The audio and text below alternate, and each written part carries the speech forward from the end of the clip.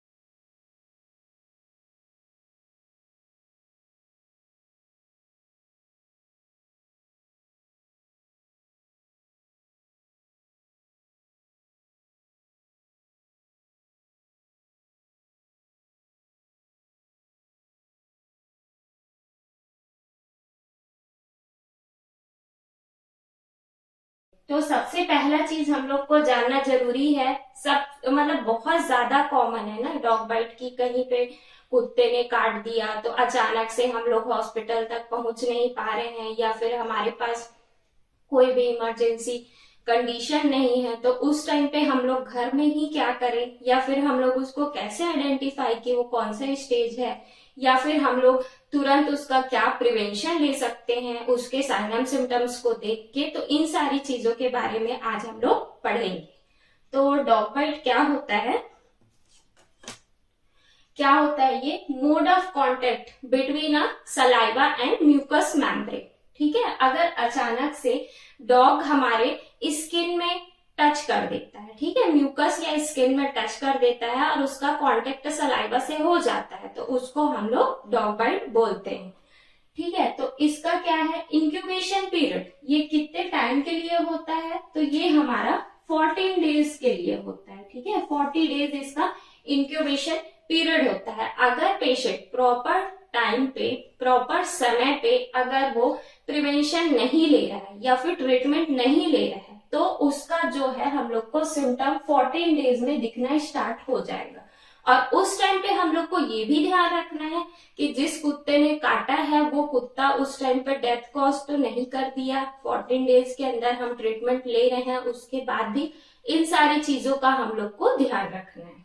Then shape of virus, तो कौन से शेप का वायरस होता है, तो रैबिज वायरस बुलेट शेप का होता है। बुलेट शेप का वायरस हम लोग बोलते हैं, शेप ऑफ वायरस। ठीक है, रैबिड इन्फेक्शन कॉज्ड बाय, कौन सा इन्फेक्शन कॉज करता है, तो वो रैबिडो वायरस इन्फेक्शन कॉज्ड करता है। ठीक है, रैबिडो वायरस इन्फेक्शन कॉज्ड करता है। और stages of the dog bite, क्या क्या स्टेजेस होंगे डॉग बाइट के, तो मोस्टली ये स्टेजेस या कैटेगरी जिसको बोलते हैं, तो ये कॉमन 3 कैटेगरी में डिवाइडेड है। तो सबसे पहला कैटेगरी हम लोग किसको लेते हैं, अगर कोई भी डॉग के हम लोग सलाइवा या म्यूकस के कांटेक्ट में आते हैं तो उसको हम लोग कैटेगरी 1 में लेते हैं। जैसे डॉग हमको टच करा या हम डॉग को टच किए या फिर उसका सलाइवा हमारे स्किन के कांटेक्ट में आया तो उसको हम लोग कैटेगरी 1 डिवाइड करते हैं। देन कैटेगरी 2 में अगर वो नेल से हमको स्क्रैच कर दिया, कहीं पे अगर खरोच आ गया या फिर सम सुपरफिशियल लेयर में स्क्रैच, रेडनेस, स्वेलिंग हमको दिखाई दे रही है तो वो हम लोग कैटेगरी 2 में लेते हैं। और समटाइम अगर थोड़ा सा भी उसका टीथ अगर हमारे स्किन से लग गया या फिर थोड़ा सा भी ब्लीड स्टार्ट हो गया तो उसको भी हम लोग कैटेगरी 2 में लेते हैं। देन कैटेगरी 3 में हम उस स्टेज को सीवियर स्टेज में काउंट करते हैं। तो सीवियर स्टेज में क्या होता है कि अगर हमारा स्किन जो है वो निकल गया, वहां से स्किन हमारा निकल गया या फिर वहां पे वुंड कॉज्ड हो गया तो उसको हम लोग कैटेगरी 3 में डिवाइड करते हैं। ठीक है, ये हो गया हमारा 3 category. Then sign and symptoms of the dog bite. क्या क्या साइन एंड सिम्टम्स दिखेंगे डॉग बाइट में? तो सबसे पहला चीज sign and symptoms of the dog bite. तो इसमें सबसे पहले हम लोग को स्वेलिंग अराउंड द वुंड, अगर जहां पे 3rd stage of the dog bite है तो वहां पे या फिर 2nd stage of the dog bite है तो स्वेलिंग अराउंड द वुंड, हमको जो वुंड है उसके सराउंडेड एरिया में स्वेलिंग दिखाई देगा। ठीक है, और हमको उस एरिया में समटाइम 24 आवर्स लॉन्गर पेन भी हो सकता है। 24 घंटे तक का हमको उस एरिया में पेन मतलब स्टार्ट हो जाता है या फिर पेन भी रहता है पेशेंट को। ठीक है, then fever. Sometime patient fever भी कॉज करता है अगर वो severe stage of the dog bite में है तो। और ये चीज भी होता है कि directly affected of the wound part, मतलब जो हमारा वुंड पार्ट है ना वहां पूरा का पूरा एरिया अफेक्ट हो जा रहता है। तो मूविंग करने में मतलब मूव करने में, जैसे यहाँ पे डॉग बाइट कर दिया तो डॉग बाइट अगर यहाँ पे हो गया तो उस एरिया को मूव करने में भी हमको डिफिकल्टी होती है समटाइम। ठीक है, और ये भी चीज हम लोग को देखी जा सकती है कि जिस टाइम पे जहां पे वुंड है या फिर जहां पे हमको सीवियर डॉग बाइट किया हुआ है उस एरिया में हमको वार्म फील होता है। वार्म फील मतलब गर्म लगेगा वो एरिया, चाहे वो जहां पे भी डॉग बाइट किया हुआ है। और समटाइम वहां से ये भी होता है कि फ्लूइड या फिर पस या फिर ब्लीडिंग का ज्यादा से ज्यादा फॉर्मेशन स्टार्ट हो जाए, ज्यादा अगर निकलना हो जाए। ये तो हमारा हो गया common sign and symptoms of the dog bite. ठीक है, तो अगर उस टाइम पे हमको डॉग बाइट किया, ये तो हमारा हो गया common sign and symptoms. And then clinical manifestation के अकॉर्डिंग क्या क्या इसका कॉमन साइन एंड सिम्टम्स है। तो सबसे पहला चीज इसमें होता है हम लोग को पेशेंट हमेशा सबसे पहला हाइड्रोफोबिया। ठीक है, सबसे पहला चीज होगा हाइड्रोफोबिया। तो हाइड्रोफोबिया क्या है? हाइड्रोफोबिया में क्या हो जाएगा उसको कि उसका जो सीएनएस है, ठीक है, सीएनएस सेंट्रल नर्वस सिस्टम, तो सबसे ज्यादा हमारा अगर डॉग बाइट हमको करता है तो सबसे ज्यादा हमारा सीएनएस अफेक्ट होता है। तो सीएनएस क्यों अफेक्ट होता है? जो हमारा थिंकिंग है, मेमोरी है या फिर जो सोचने समझने की हमारी शक्ति है, सबसे पहले वो ही हमारी लॉस होती है और हम लोग हाइड्रोफोबिया में जाने लगते हैं। हाइड्रोफोबिया मतलब कि हमारा पूरा जॉ लाइन वगैरह में पेन स्टार्ट हो जाएगा। ठीक है, और जॉ लाइन में पेन स्टार्ट हो जाएगा, उसके साथ हम लोग को क्या होगा? Excessive salivation.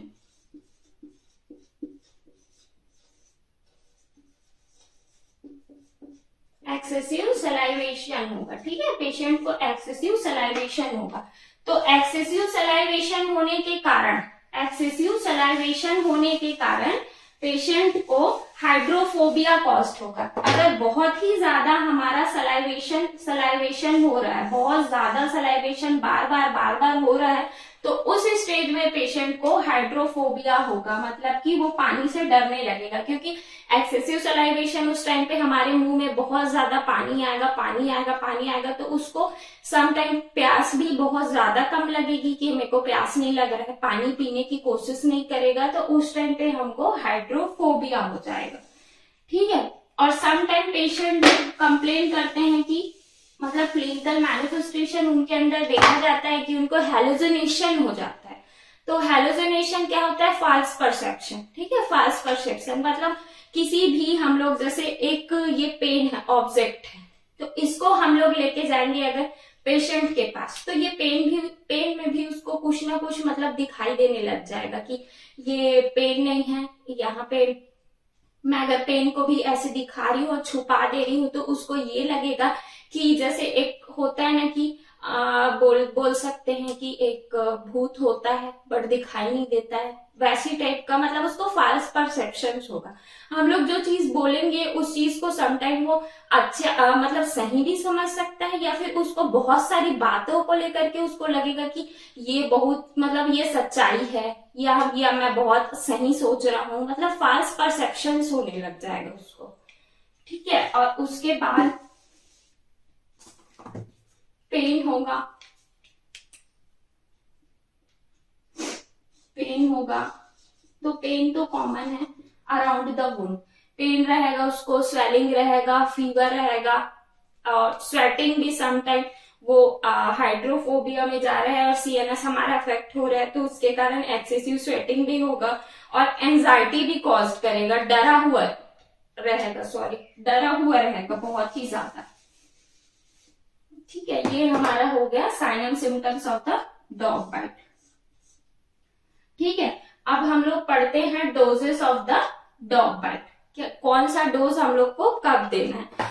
तो डोज का आइडेंटिफिकेशन है कि हमको सबसे पहले ये आइडेंटिफाई करना है कि वो जो डॉग बाइट किया हुआ है वो हाउस होल्ड डॉग बाइट है या बाहर का कोई डॉग है जो बाइट किया हुआ है। तो अगर घर का डॉग अगर काटा है तो उसको मोस्टली हम लोग 3 वैक्सीनेशन लगवाने के लिए बोलते हैं।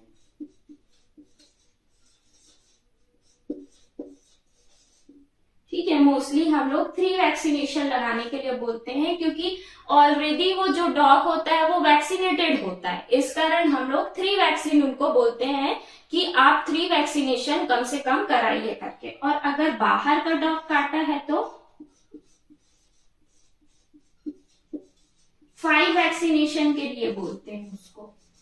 ठीक है, 5 वैक्सीनेशन लेने के लिए हम लोग उसको बोलते हैं। तो 5 वैक्सीनेशन के लिए हम लोग बोलते हैं उस टाइम पे अगर डॉग 3rd स्टेज में है, मतलब सीवियर स्टेज में हमको डॉग बाइट किया हुआ है, तो अगर वो सीवियर स्टेज में डॉग बाइट है तो उस टाइम पे हम लोग क्या करना है कि उस एरिया में अगर बहुत ही ज्यादा स्वेलिंग आ रही है या फिर बहुत ही ज्यादा ब्लीडिंग हो रही है तो उस टाइम पे उस एरिया को हम लोग को स्टिच बिल्कुल नहीं करना है। ठीक है, स्टिच करने से बचना है और उस एरिया को क्लीन करना है। ठीक है, और रेबिस इम्यूनोग्लोबिन इंजेक्शन का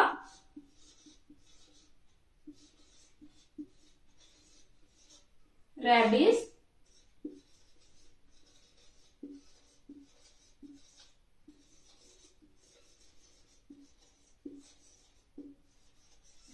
इम्यूनोग्लोबुलिन, ठीक है, रेबिस इम्यूनोग्लोबुलिन इंजेक्शन का हम लोग को यूज करना है। कहाँ पे यूज करना है? Around the wound. Rabies immunoglobulin injection का हम लोग को यूज करना है अराउंड द वुंड के एरिया में हम लोग को उसको यूज करना है, वहां पे हम लोग को उसको लगाना है। ठीक है, ये तो हो गया हमारा डोजेस ऑफ द वैक्सीनेशन। उसके बाद हम लोग पढ़ेंगे कि what are the prevention of the vaccination. ठीक है, सबसे मोस्ट इम्पोर्टेंट है कि क्या क्या हम लोग को प्रिवेंशन लेना है उस टाइम पे डॉग बाइट अगर कर दिया है तो सबसे पहला चीज उस एरिया को हम लोग को लुकवार्म वाटर से एटलीस्ट 15 मिनट्स तक का वॉश करते रहना है। 15 मिनट उसका टाइम ड्यूरेशन रहता है अकॉर्डिंग टू WHO। 15 मिनट तक के उस एरिया को हम लोग को वॉश करना है। देन सेकेंड में क्या करना है, कोई भी हमारे पास सेवलॉन, डेटॉल या फिर कोई भी हमारे पास एंटीसेप्टिक सोल्यूशन है उस एरिया उसको लेकर के 10 मिनट्स तक के वुंड वाले एरिया को क्लीन करते रहना है, ठीक है। और देन इमरजेंसी कॉल करना है तुरंत। और इमरजेंसी कॉल करने के बाद अगर हमारे पास डायरेक्ट अगर हम लोग हॉस्पिटल नहीं जा पा रहे हैं तो 24 आवर्स के अंदर हम लोग को टीटी का इंजेक्शन बिल्कुल से लगा लेना है, 24 आवर्स के अंदर। और उसके बाद हम लोग को क्या करना है, तुरंत डॉक्टर से कांटेक्ट करना है, उनको पूरा कंडीशन बताना है कि वो जो डॉग है वो घर का है कि बाहर का है, किस टाइम पे बाइट किया है और एरिया में कितना एरिया हमारा कवर हुआ है, सारी चीजों के बारे में उनको हमको बताना है, ठीक है। और हम लोग प्रिवेंशन में क्या यूज करते हैं कि उस एरिया को हमको बार बार टच नहीं करना है। देन डॉक्टर के अकॉर्डिंग हम लोग को फॉलो अप पे जाना है कि तुरंत जिस टाइम पे हमको वैक्सीन का बता रहे हैं कि हाँ हमको कितने दिन में वैक्सीन लेना है, कि अगर सीवियर वुंड है तो वुंड ड्रेसिंग कितने टाइम पे करवानी है, या फिर उसका केयर कैसे करना है, या मेडिकेशन कैसे टेकन करना है, सारी चीजों को हम लोग को अच्छे से समझना है और टाइम टू टाइम करना है।